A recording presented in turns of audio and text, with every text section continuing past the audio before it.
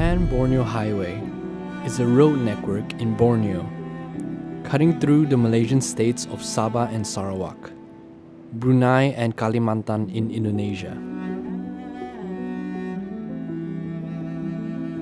This collaborative film was shot by a team of local community filmmakers living along or close to Pan Borneo Highway stretches throughout Sabah, to hear the stories where the rubber meets the road. As part of the Pan Borneo Highway mega project in Sabah, a new road has been proposed that will run all the way from Serusup, near Tuaran, to Tanjung Simpan Menggayau, Gudat, mostly following or near the northwest coastline of Sabah. This will be a two-lane road about 124 kilometers long with 14 bridges, and is intended to provide accessibility to beaches and increase tourism potential that has been touted as the Kinabalu Gold Coast. Projek Pan Borneo ini memang kami sangat bersetuju.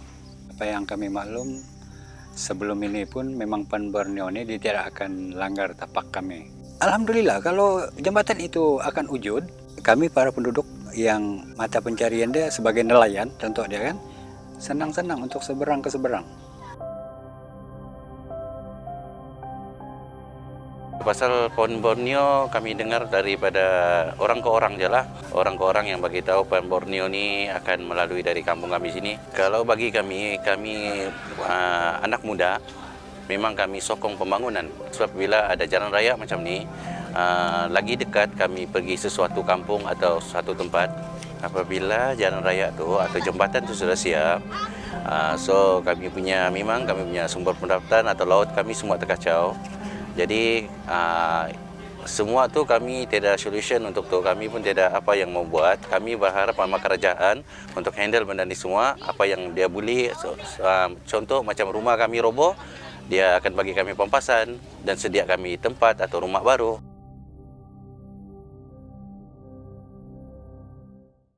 Environmental Impact Assessment, or EIA, for the project was submitted to the Sabah Environment Protection Department, or EPD, in 2017. The new road has been divided into 6 work packages, and so far, conditional approval has been only given for one work package, that is Work Package 10, which runs from Pituru to Rampayan Laut.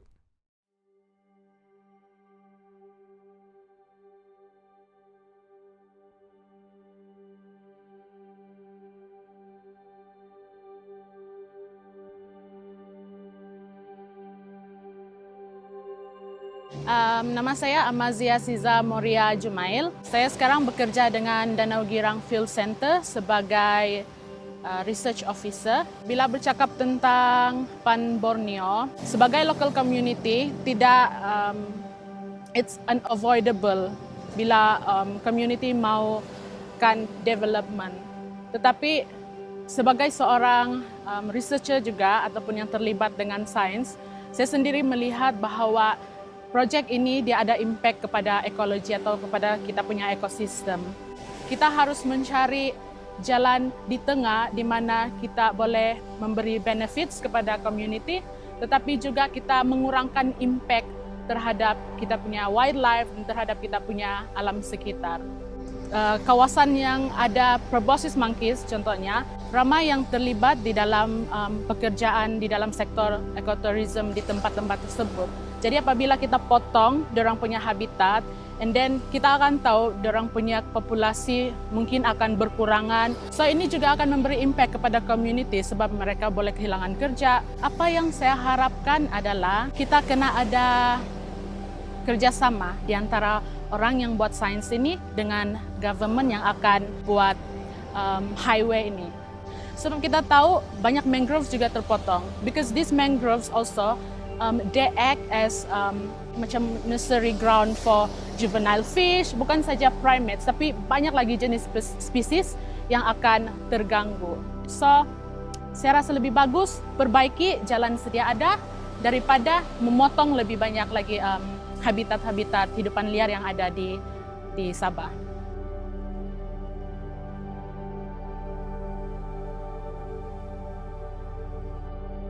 My name is Milena Salgado Lin. I work for Danau Kerang Field Center as scientific advisor, and I coordinate a few projects for research in Danau Kerang. Proboscis monkeys have been classified as endangered because of human-made changes to the landscape. With the Pan Borneo Highway crossing through the mangroves, what is happening is that proboscis monkeys will stay isolated in even smaller pockets where there is going to be cars and trucks and a lot of influx going in and out, and sound and light. It's just the proboscis monkeys are going to avoid completely that place where they may be less resources. They will have to compete a lot for those resources.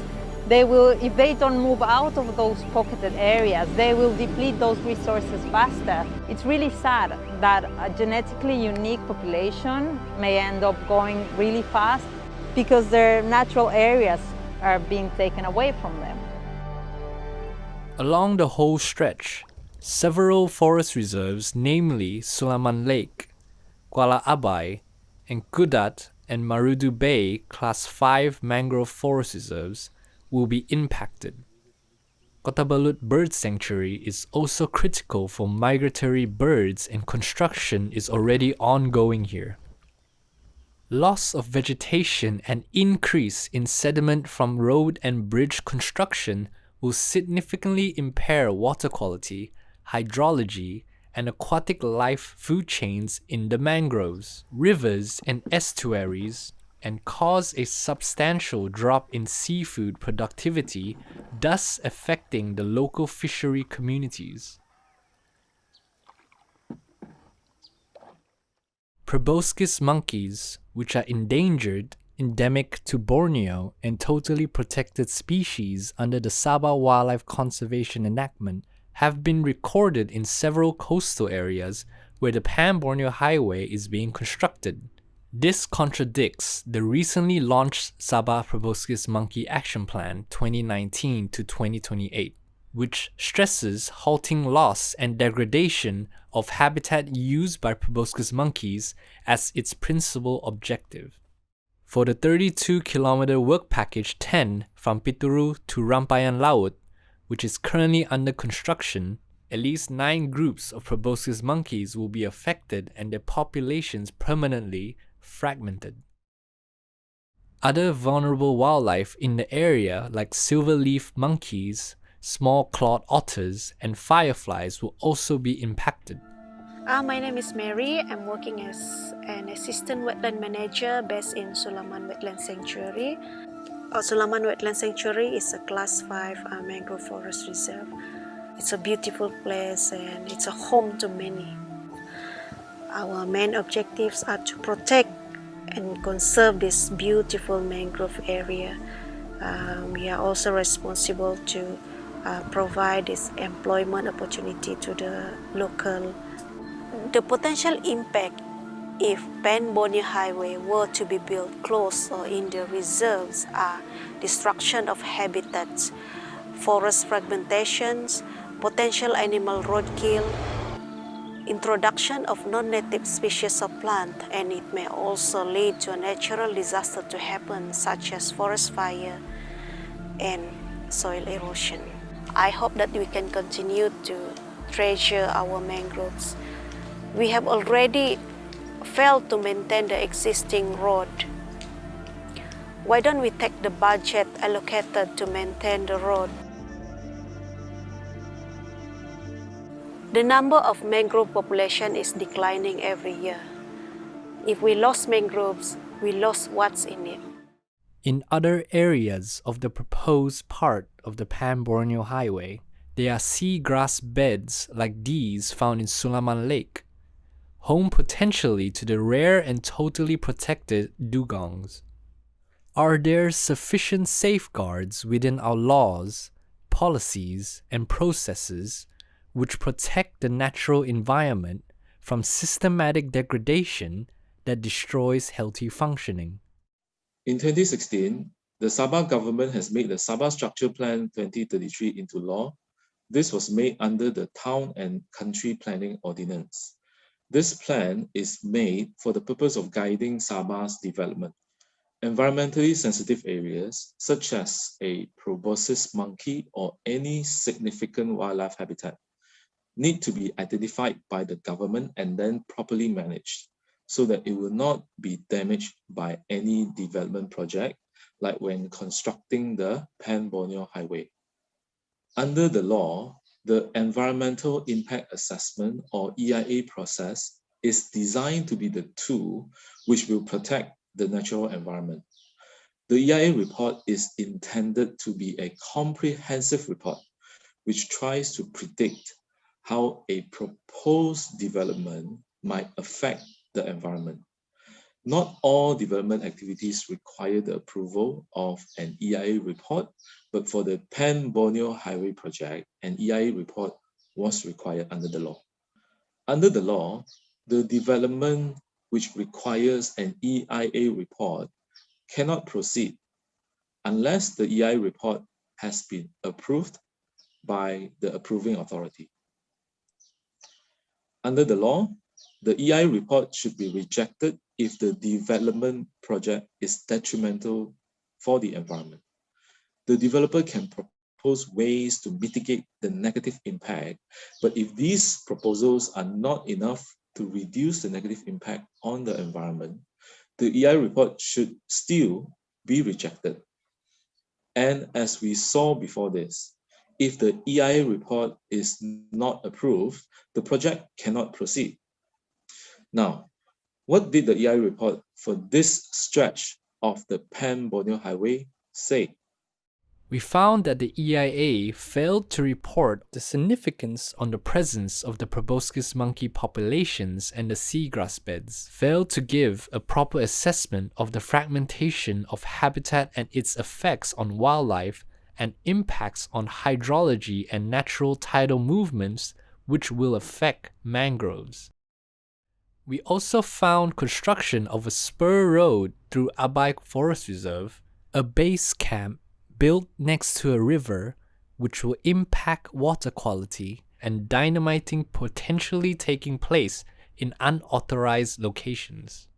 Dynamiting found to be taking place in Work Package 10 near Pantai Rang Teluk Ambong. The EIA stipulates blasting will take place in Work Package 9, not Work Package 10. Enforcing the EIA is a challenge as it is not easy to know what is happening on the ground. In 2019, site trips were made to Work Package 10 and a report submitted to EPD showing construction had started before the EIA was approved. Excessive cutting of mangroves, lack of proper drainage by the contractor, lack of signboards, and presence of proboscis monkeys in the area. EPD then took prompt action and the contractor was compounded and a stop work order imposed until remedial action was taken by the contractor.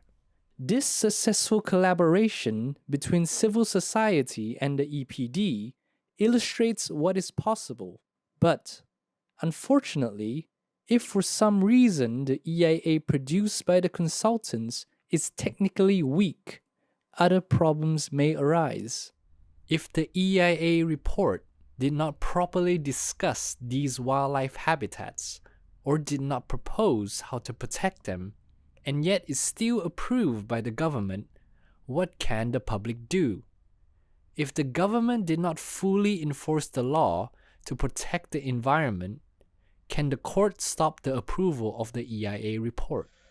Well, it is very difficult for a member of the public to sue in court to stop it. You may try to challenge by a judicial review application, but the court can refuse to entertain your lawsuit altogether. Why? Because we have this rule called locus standi, or the rule of standing. What it means is when you sue, the court will ask, do you even have the right to sue in the first place? If not, sorry, the court doesn't even have to listen to your complaint. Now that is the rule of locus standi. Through a judicial review application, you can sue the official who will or who has approved the EIA report, for example. If that approval is a decision which will adversely affect you, right? Which means if you're not considered as having been adversely affected, then you will not be allowed to challenge the approval at all, even if the approval was illegal, unlawful, or wrong. So, if the court says that you don't have the locus standi to sue, then the court does not even have to listen to you, even if the government official has clearly done something wrong. Why? Because you are not the right person to sue, so to speak. The main justification for the locus standi rule is that only a person who is really affected by the decision can sue. Those who are not considered as having been adversely affected, the court will think that they are only busybodies. So, these busybodies should not be allowed to waste the court's time. That's the rule of locus standi. But then, if the wildlife habitats or forests are being destroyed, which human being has a locus standi to sue if no human being lives there? Well, most likely nobody can sue in a case like that because no person is adversely affected.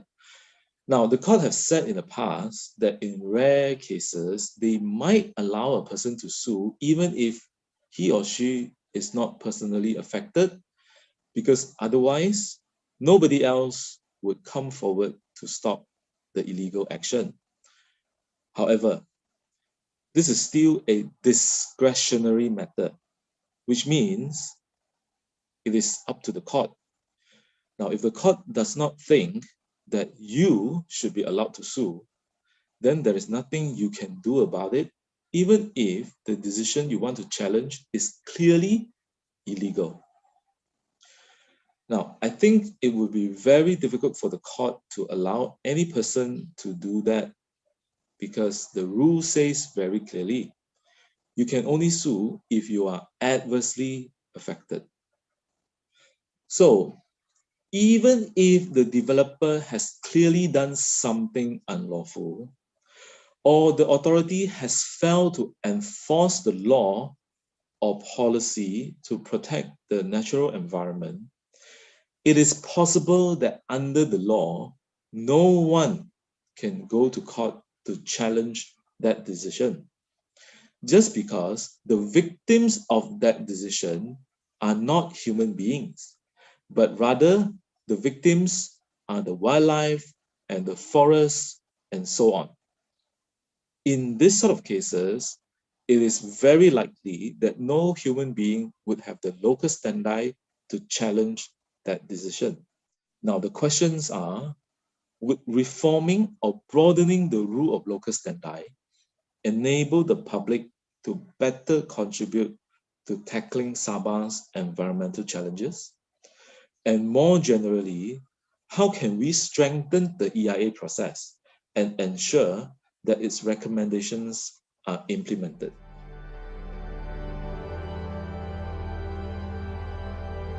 Kalau boleh, jalan-jalan yang sedia ada ini perlu tambah baiklah. Ini taraf. Kalau boleh kita mau supaya pembangunan tu diseimbangkan juga dengan environment ya. Jadi saya harap dia akan menepatilah apa yang dia orang ucaplah. Is in the future this kind of project they must well inform and see the need of the people. Jadi harapan kita sebelum membuat satu projek harus diteliti di peringkat kampung. Kalau betul mau juga menaik taraf negeri Sabah nih kan, naik taraf juga lah penduduknya. Jangan cek jalannya, tapi penduduknya, rumah-rumahnya kesian dibuang, dikasih begitu saja, macam yang tidak ada guna.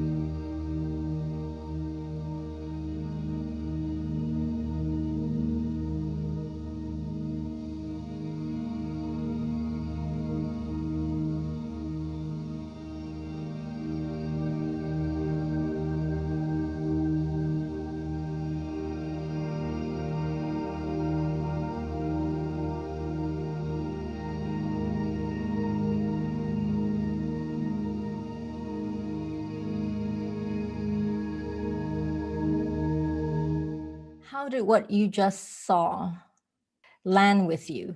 How did it land? What were the 3 things that struck you?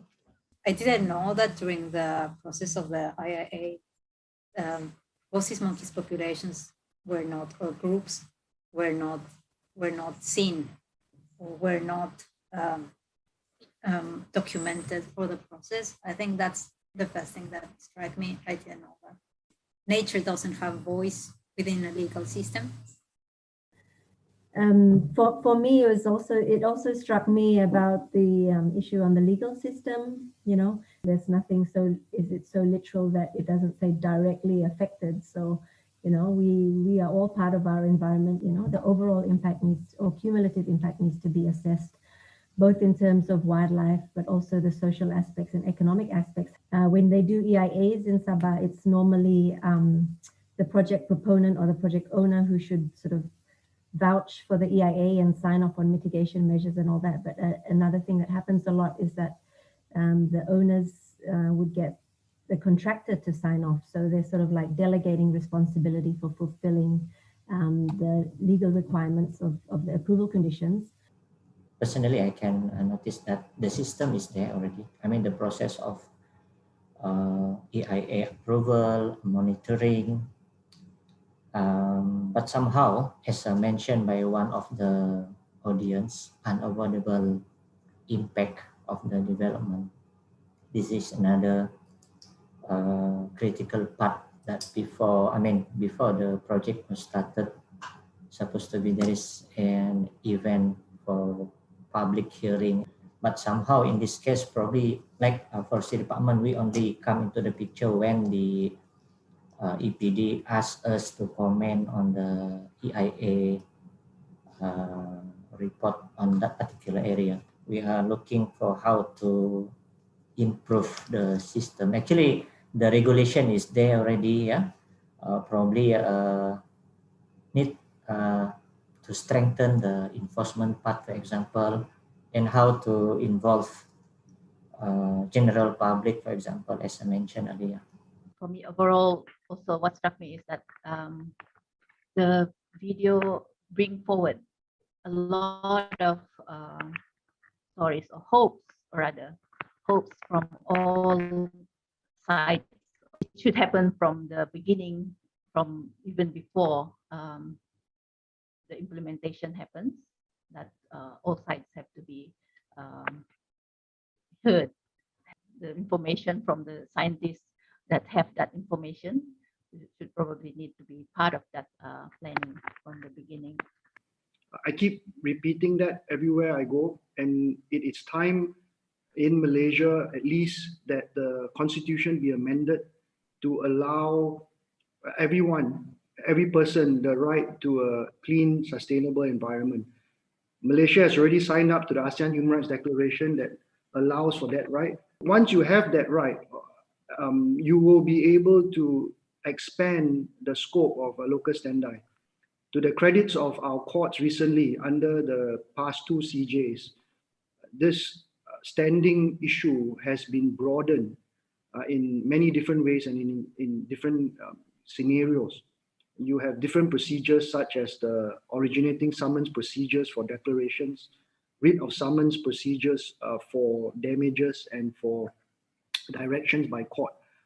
And so that, I think, we have some hope on that. The question that really came up from the video that is linked to this public interest litigation issue is public participation. When we talk about the EIA, it's an extremely technical document. Even when you go to court, the judges hardly understand how the EIA has come about.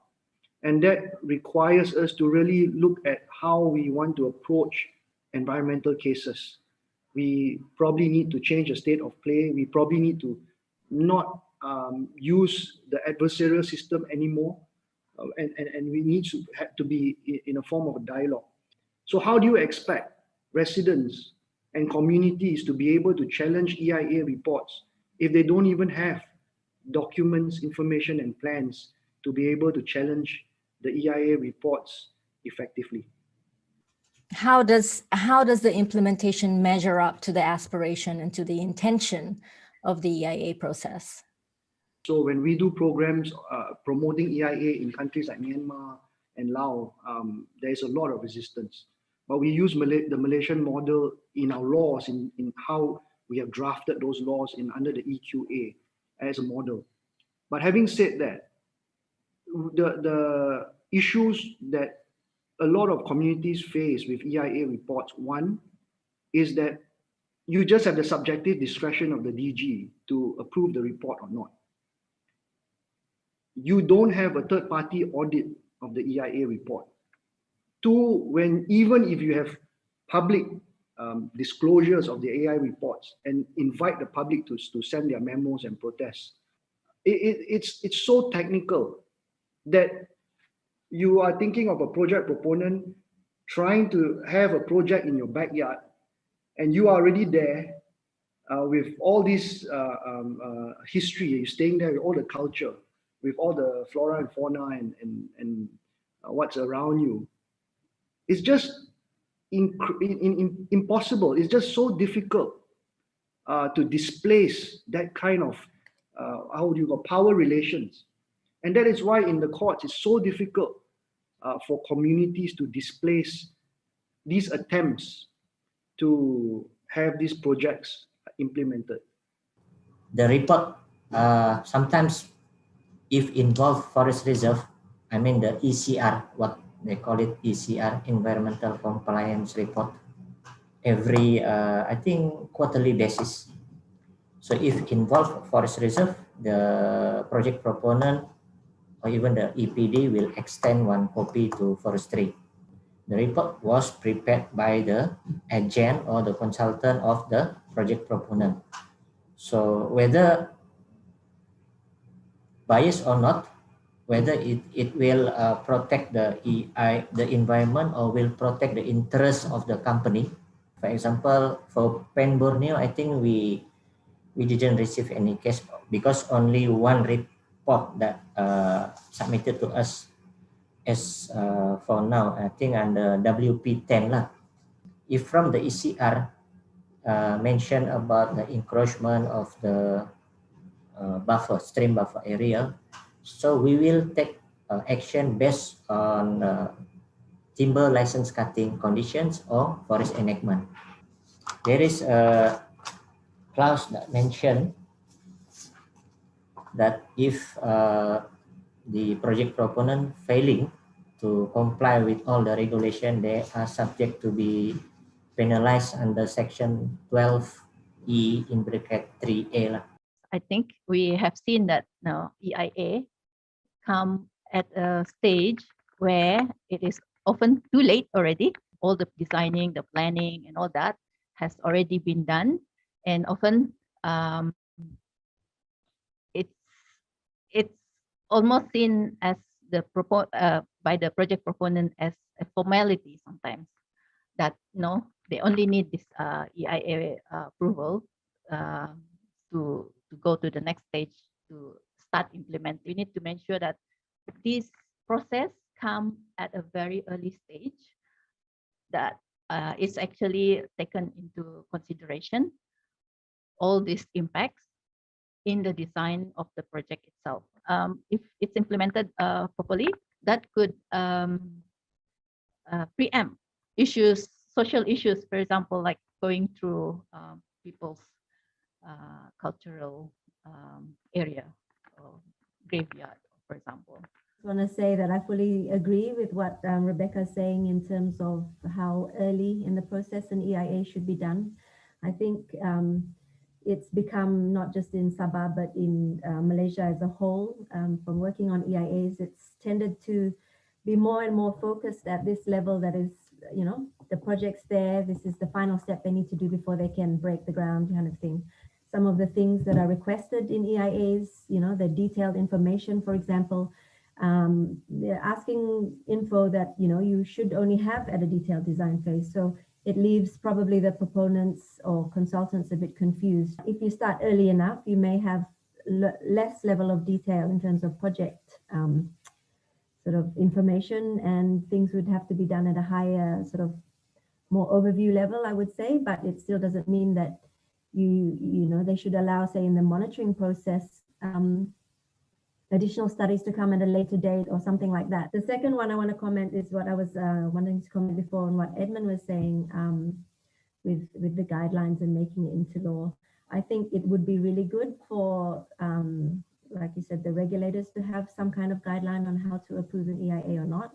They have panels to recommend, but they don't necessarily have to, if a panel comments, a review panel, it doesn't mean that they have to take it into account, and they don't have sort of veto rights. So it's ultimately still the DG or the director of EPD in Sabah's case that decides. But in terms of EIA guidelines and making into law, as an EIA practitioner, it would be really, really difficult. Like Pan Borneo, Bakun, all these examples are really large-scale projects, that affect a lot of people. But we also have a ton of other smaller projects that require EIA that come across EPD's table all the time. So I think if you become too prescriptive in terms of guidelines that have to be, it just becomes a tick box exercise again, and you lose a lot of the focus needed for some of the, to focus on the critical issues.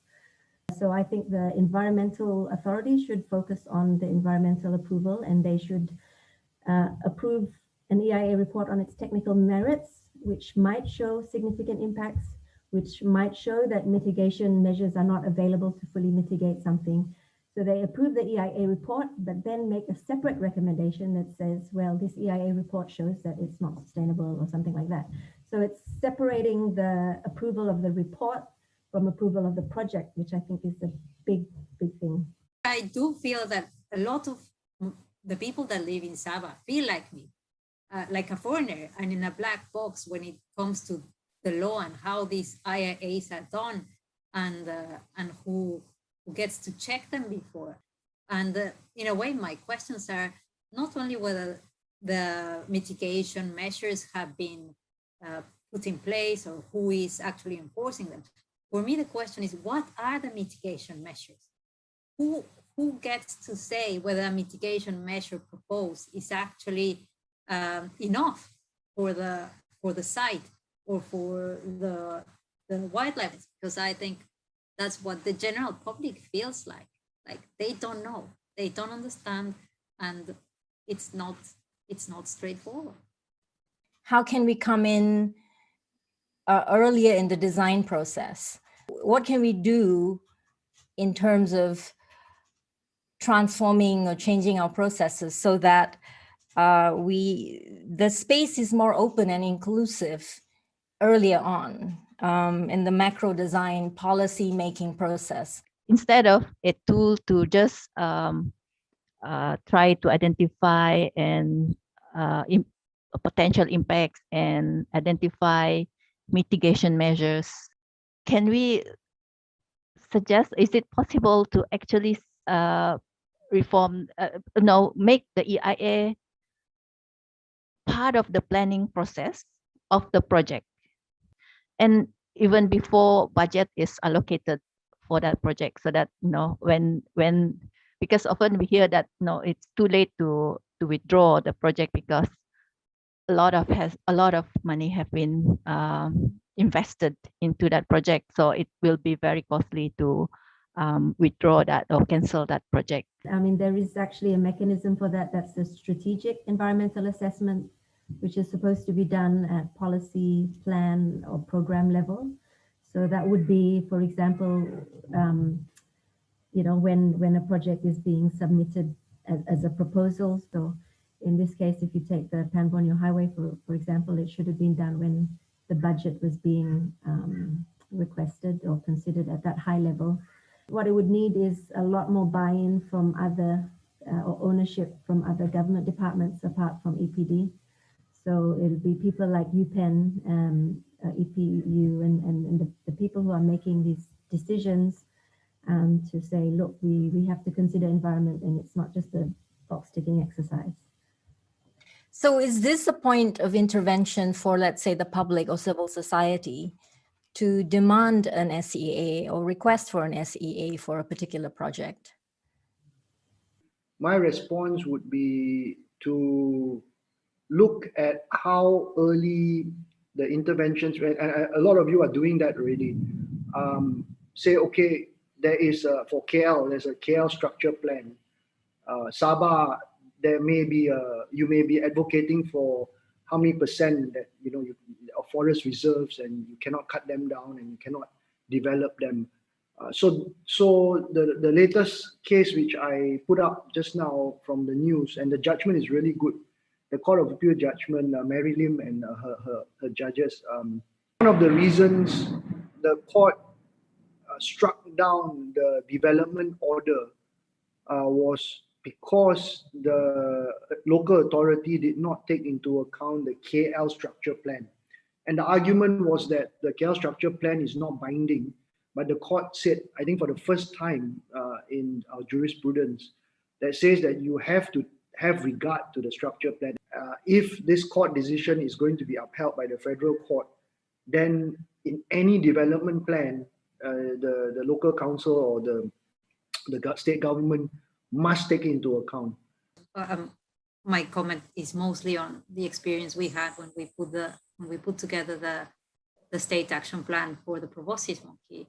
So we did the science, and then basically we call everyone, and by everyone I mean several of the government agencies, including the Forestry Department, our Wildlife Department, our parks. We also engage with all the local communities and stakeholders like plantations. And basically it was a bunch of very different and varied people. WWF was there as well. And the whole point was to get their views on what was the situation for proboscis monkeys, what were their intentions or in terms of development, and to have a general understanding of where was everyone standing, so that a comprehensive protection state action plan could be written. So the EIA was approved in 2019, as far as I understood from all of this. The state action plan for the proboscis monkey was also approved in 2019. And however, we have a very clear site-specific priority action in the action in this proboscis monkey action plan. So that was already approved by the state cabinet. So I don't know how that then goes against, how can those two different things approved by the government can match? You should look for Sabah lawyers to file an action. But I think the argument will be that the action plan is just an action plan that is not binding. But I think it's a good try if there is, I don't know the facts, but if NGO or the groups of people that are affected are suing not on behalf, and I think that was a very good question on the chat box about suing for non-human entities. However, it's not a lost cause, because if the issue is that the state government has promised a certain type of protection for the monkeys and certain type of actions that may be now contradicted by the approval of this highway project, then there is some legitimate argument about arguing how to argue that either your mitigation measures are insufficient or that you should not take the action at all. So one, I mentioned that you need to make it a constitutional right, because at the moment it is not a right per se.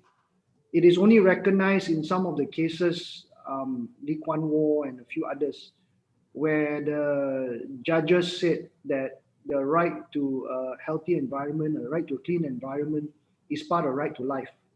But that is only in court decisions. And it's very hard to pivot or found a court action based just on that very one-liner statement. So yes, if there's political will, if there's blah, blah, blah, and all that, if the government is great and the government is pro human rights and the government believes in fundamental liberties, and if the government believes that climate change is happening, if the government loves our country, all that, then let's amend the constitution. All you need to do is just add one article in part 2 of the constitution and you get that. But at the moment, without that, it's harder, but it's not impossible. With that, the government is then tasked to protect the environment. And any failure of the government to protect the environment is justiciable. I would struggle to summarize what we've discussed. I do have some points. The EIA should come in earlier in the process, especially before funding or before political commitment. We need to separate EIA approval from project approval, clearer legal guidelines on approval criteria, better integration across various contradictory government policies, greater independent oversight of the process, stronger oversight of enforcement of EIA recommendations and mitigation. And despite locus standi challenges, there is a potential basis for legal action. Public engagement should be broadened, rooted in constitutional expansion. And then the last idea of buen vivir, rights of nature, broader view of development would be powerful. Thank you once again so much.